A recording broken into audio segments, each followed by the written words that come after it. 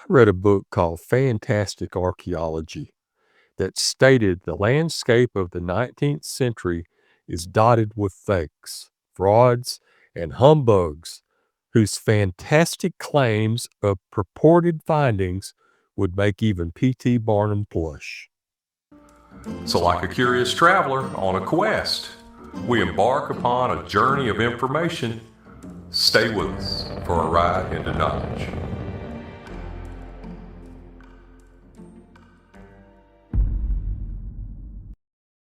So, in line with some of that 19th century stuff, in 1908, President Teddy Roosevelt wanted to declare the Grand Canyon off limits to all timber and mining operations.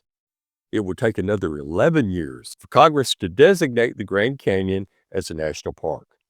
But sensing a final opportunity for adventure, explorer G.E. Kincaid took a boat down the Colorado River and through the Grand Canyon. The canyon was rich in minerals like gold, silver, and copper, and Kincaid wanted to see what he could find before the area was closed off for good. About 40 miles up the river from the El Tovar Crystal Canyon, Kincaid saw stains in the sediment formation about 2,000 feet up. He tied off the boat and got out to investigate. Kincaid couldn't find a trail, but after a short hike, he found something extremely interesting. It was covered in desert brush. There were steps, hundreds of them carved in sandstone. The steps wound their way up to a high shelf on the side of the canyon.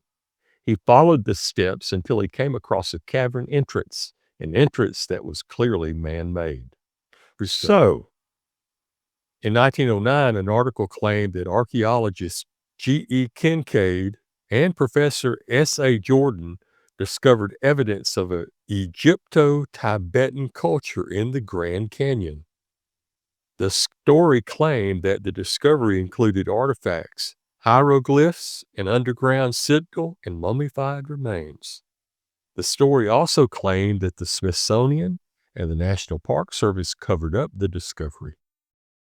The Smithsonian denies any involvement in the discovery and states that there are no records confirming Kincaid's existence. The story continues to be repeated despite being claimed a hoax. We had a commenter ask, had we heard of this? And what I just read was what I first found when starting the search. But I promised to dig deeper. So I did, and I came across this. There are in certain corners of the internet people out there who believe that the Smithsonian Museum are covering up evidence that ancient Egyptians came over to the Grand Canyon in North America, leaving hieroglyphs and mummies hidden for thousands of years. The conspiracy theory goes back further than most, to 1909, as I said, when readers of the Arizonan Gazette were treated to the tale of explorer G.E. Kincaid and his trip down the Colorado River. The paper ran 2 stories about the trip, and in the second he tells of how he saw a cave entrance about 609 meters or 2,000 feet above the riverbed, and he hiked up to explore it. And when I first saw the chisel marks on the wall inside the entrance, he said, I became interested. Securing my gun, and I went in. During that trip, I went back several hundred feet along the main passage till I came to the crypt in which I discovered the mummies. The tomb of the crypt in which the mummies were found is one of the largest of the chambers, the walls slanting back at an angle of about 35 degrees. And on these are tiers of mummies. Each one occupied a separate hewn shelf. Now at the head of each is a small bench on which I found copper cups and pieces of broken swords. Some of the mummies are covered with clay, and all are wrapped in a bark fabric. Kincaid went on in the article to continue, it is worthy of note that all the mummies examined so far have proven to be male, not children or females being buried here. And this leads to the belief that the exterior section was a warrior's barracks. Now, according to the report, the mummies were not alone. He grabbed a number of relics left, shipping them off to Washington. Going further inside, he discovered large areas and rooms chiseled out of the rock. And over 100 feet from the entrance is the cross hall, several hundred feet long, in which are found the idol or image of the people's god sitting cross-legged with a lotus flower or a lily in each hand. Now, the cast of the face is oriental, Kincaid reported. The idol almost resembles Buddha, though the scientists are not certain as to what religious worship it represents. And taking into consideration everything found thus far, it is possible that this worship must resemble the ancient people of Tibet. The report claimed that Kincaid had found a number of other artifacts, including vases, urns, and copper and gold cups, which the Smithsonian was investigating.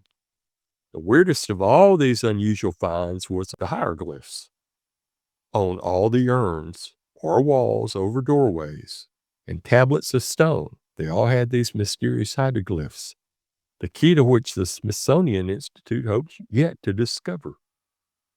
The engraving of the tablets probably has something to do with the religion of the people.